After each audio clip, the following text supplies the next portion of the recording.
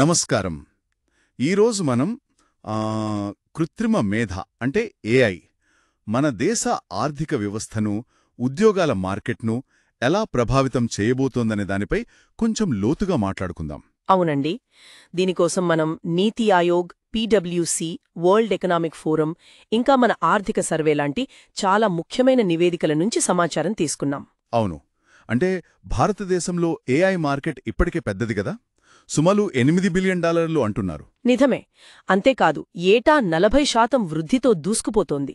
ఇది చాలా వేగవంతమైన వృద్ధి. 40%? మరింత వేగంగా వస్తున్న ఈ ఏఐ అందరూ అనుకుంటున్నట్టు ఉద్యోగాలను తీసేస్తుందా, లేక మన ఆర్థిక వ్యవస్థకు మేలు చేస్తుందా? ఇదే కొంచెం గందరగోళంగా ఉంది. అవును, అది చాలా కీలకమైన ప్రశ్న. ముందుగా ఆర్థిక వ్యవస్థకు ఇది ఎలా దోహదపడుతుందో చూద్దాం. ఏఐని మామూలు టెక్నాలజీలా కాకుండా ఎలక్ట్రిసిటీలాగా, ఇంటర్నెట్లాగా ఒక జనరల్ పర్పస్ టెక్నాలజీగా చూస్తున్నారు. అంటే ఇది అన్ని రంగాలని మార్చే శక్తి ఉందంటారా? ఖచ్చితంగా. ఉదాహరణకు పీడబ్ల్యూసీ వాళ్ల అంచనా ప్రకారం 2035 నాటికి ఏఐ మన జీడీపీకి అదనంగా $957 బిలియన్లు జోడించగలదు. అంటే వార్షిక వృద్ధి రేటు 1.3% పెరుగుతుందన్నమాట. వావ్, $957 బిలియన్లు! గోల్డ్మెన్ షాక్స్ వాళ్ల అంచనా ఇంకా ఎక్కుడుంది కదా? అవును, వాళ్లు 2030 నాటికి 1.2 నుంచి 1.5 ట్రిలియన్లు అంటున్నారు. మరి ఈ అంచనాల వెనుక కారణమేంటి? కేవలం టెక్ కంపెనీల వృద్ధి మాత్రమేనా? లేదు, అది ఒక్కటే కాదు. ఇది అంటే అన్ని రంగాల్లో ఉత్పాదకతను పెంచుతుంది. తయారీ, సేవలు, చివరికి వ్యవసాయంలో కూడా. ఐసిఐఆర్ అధ్యయనం ఒకటుంది. ఓ, ఏం చెప్తోందది? కంపెనీలు ఏఐ మీద పెట్టే పెట్టుబడి, అంటే వాళ్ల అమ్మకాలతో పోలిస్తే ఏఐ పై ఎంత ఖర్చు చేస్తున్నారనేది, అది పెరిగితే జీడీపీకి నేరుగా లాభం చేకూరుతుందని.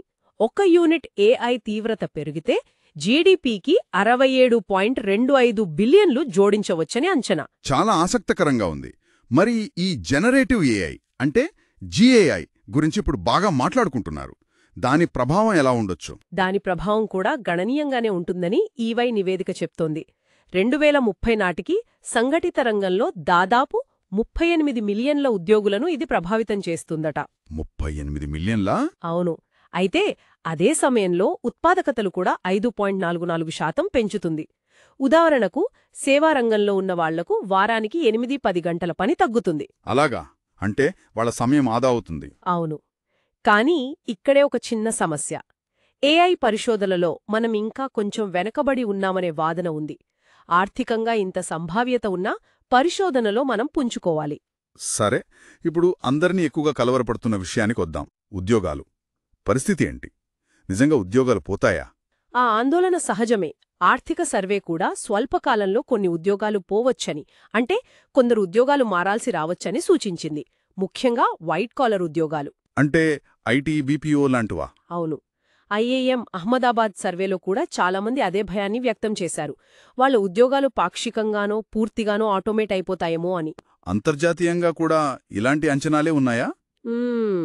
ఐఎంఎఫ్ ప్రకారం అభివృద్ధి చెందిన దేశాల్లో 60% ఉద్యోగాలు ప్రభావితం కావచ్చు. కానీ ప్రపంచ ఆర్థిక వేదిక డబ్ల్యూఈఎఫ్ నివేదిక ఇంకో కోణం చూపిస్తోంది. అదేంటి? 2030 నాటికి ప్రపంచవ్యాప్తంగా 92 మిలియన్ల ఉద్యోగాలు పోయినా 170 మిలియన్ల కొత్త ఉద్యోగాలు వస్తాయట. అంటే మొత్తమీద చూస్తే ఉద్యోగాల సంఖ్య పెరుగుతోంది. ఓ, అంటే నికరంగా పెరుగుదల ఉంటుందన్నమాట. అవును. మన దేశంలో కూడా సర్వీస్ నౌ నివేదిక ప్రకారం 2028 నాటికి మిలియన్ల కొద్దీ కొత్త టెక్ ఉద్యోగాలు రావచ్చు.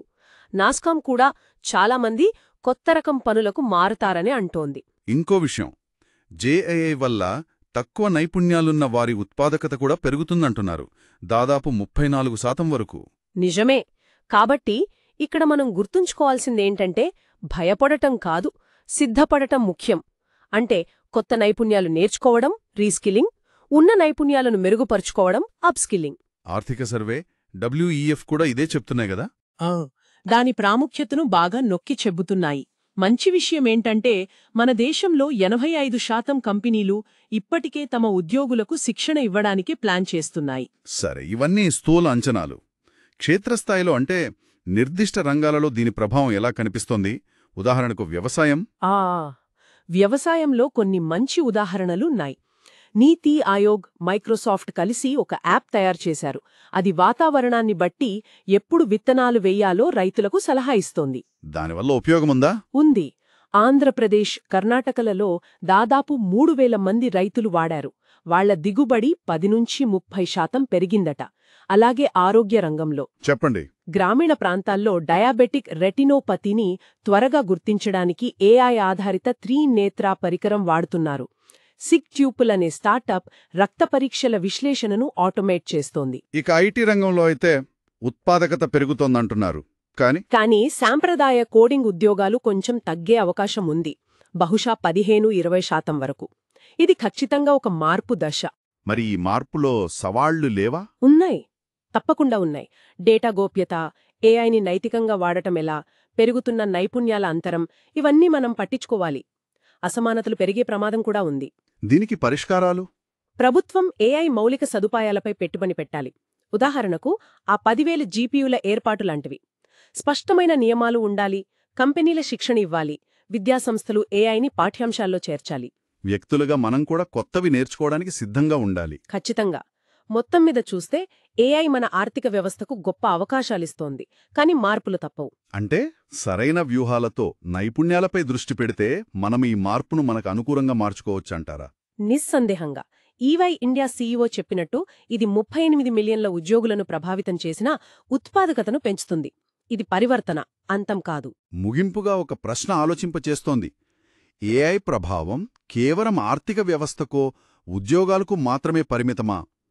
లేక ఇది మన సమాజాన్ని, మన జీవన విధానాన్ని, మన ఆలోచనలను కూడా మార్చేస్తుందా? దీని గురించి బహుశా మనం ఇంకా లోతుగా ఆలోచించాలేమో.